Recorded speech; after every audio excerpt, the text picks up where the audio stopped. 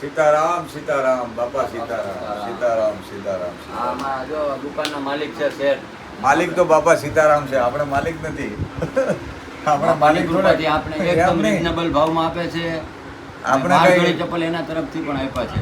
નહીં, આપણે શેઠ નથી, શેઠ સીતારામ બાપા છે. એ કરે એ આછું, હરી કરે એ આછું તો છો ને ભગત અમારી જેમ ભગત તો નહીં, પણ આપણું છે જ નહીં. હકીકત શેઠ આપણે છે જ નહીં. આપણે નિમિત્ત છે. રિયલીમાં શેઠ નથી. હે? હા, હકીકત શેઠ તો એક જ છે, સાવરિયા શેઠ. હા, એ તમારે સાવ અમારા બાપા સીતારામ. હા, એટલે એ ચાવરિયા બધું આવી ગયું આમાં. બાપા સીતારામ ચાવરિયામાં જ આવ્યા. એક જ છે. હા, એ બધું સૃષ્ટિમાં બધું એક જ છે. એ તો અવતાર લીધા છે અલગ અલગ. બાપા સીતારામ અવતાર લીધો, હા, અલગ અલગ અવતાર લીધા. બાકી બધા છે કૃષ્ણ ભગવાન જ. બાપા સીતારામ મિત્રો, તો બાપા સીતારામ સેવા યજ્ઞની ટીમ આ ઉનાળાની અંદર જે બાળકો ખુલ્લા રસ્તા પર રહેતા હોય અને ભણવા માટે જતા હોય ખુલ્લા પગે, તો તેમને ચંપલ દેવા માટેનું એક આ સેવા કાર્ય કરી રહ્યું છે. તો આજે ઉધના પટેલ શૂઝની અંદરથી હોલસેલના ભાવેથી એક ચપ્પલ લઈને બાળકોને દેવા માટે જવાનું છે. તો આપણે સૌ આ વિડીયો સાથે મળીને જોઈએ અને આ બાપા સીતારામ સેવા યજ્ઞ યુટ્યુબ ચેનલને લાઇક કરીએ, શેર કરીએ અને સબસ્ક્રાઈબ કરીએ, જેથી કરીને આવા બાળકો અથવા વડીલો સુધી આપણી સેવા પહોંચી વળે મિત્રો. તો આજે અમે ઉધનાથી ચંપલ લઈને નીકળ્યા હતા. તો અમે રસ્તે જતા હતા તો એવો એક વિસ્તાર આવતો હતો, તો ત્યાં બાળકો ખુલ્લા પગે રમતા હતા અને પાણી પીતા હતા મિત્રો. તો ત્યાં ગાડીઓ રોકીને અમે લોકોએ ચપ્પલ એ લોકોને આપ્યા બાળકોને. તો આવી રીતે બાળકોની સેવા કરીને અમે જે ડેડિયાપાડાની આસપાસના અંતરિયાળ વિસ્તારના ગામડા છે, તે ગામડાની આશ્રમ શાળાઓ છે, ત્યાં જઈને તપાસ કરીએ કે આ આશ્રમ શાળાની અંદર કેવા બાળકો ભણે છે, કેવા પરિવારમાંથી બાળકો આવે છે, તેવા તપાસ કરીને પછી આશ્રમ શાળાની મુલાકાત કરીને બાળકો સાથે ચંપલનું વિતરણ કરીએ છીએ. અને એ બાળકો તપાસ કર્યા બાદ અમને જાણવા મળે કે આ બાળકો ખૂબ જ ગરીબ પરિવારમાંથી ત્યાં ભણવા માટે આવતા હોય છે.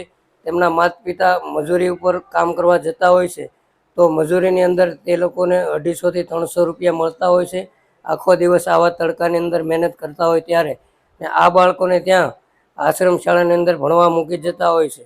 તો બાળકોને ખુલ્લા પગે હોસ્ટેલથી સ્કૂલ સુધી જવા માટે રસ્તા ઉપર આ કાળઝાળ ગરમીની અંદર, અત્યારે જે ઉનાળાની ગરમી છે 40-41 ડિગ્રી, આ ડિગ્રીની અંદર આવા તાપની અંદર બાળકો ખુલ્લા પગે જતા હોય છે. અથવા ચપ્પલ હોય તો વ્યવસ્થિત ચપ્પલ ન હોય, તૂટેલા ચપ્પલ હોય, તો આવા બાળકોને અમે ચંપલ આપી રહ્યા છીએ. અને સુરતથી અમે રસ્તામાં જતા હોઈએ એટલે રસ્તામાં પણ એવા કોઈ બાળકો દેખાતા હોય તો એમને પણ ચંપલ આપતા હોઈએ છીએ. અત્યારે તમે જોઈ શકો છો મિત્રો, અમે જતા હતા સુરતથી માંડવી બાજુ, માંડવી તરફના રસ્તે, તો ત્યાં બાળકો હતા. તો બાળકોને ત્યાં ચપ્પલ આપ્યા છે અને નાસ્તો પણ બાળકોને બિસ્કિટનો આપ્યો છે. અને એક બાળક તો એવું હતું મિત્રો કે જેને જીભાણ નહોતી, બોલી નહોતું શકતું. તો એ બાળકને મેં પૂછ્યું તો એ બાળક કોઈ જવાબ ન આપ્યો. પણ પછી જાણવા મળ્યું કે બાળક જન્મથી મૂંગો છે, બોલી નથી શકતો. તો આવા બાળકોને અમે રાજી કરવાનો પ્રયાસ બજરંગદાસ બાપાના આશીર્વાદથી કરીએ છીએ. અને તમારી આસપાસમાં કોઈ પણ બા દાદા એકલા રહેતા હોય તો અમારો કોન્ટેક કરજો કે દર મહિને તેમને કરિયાણાની કીટ આપ સૌના સાથ અને સહકારથી આપીએ છીએ.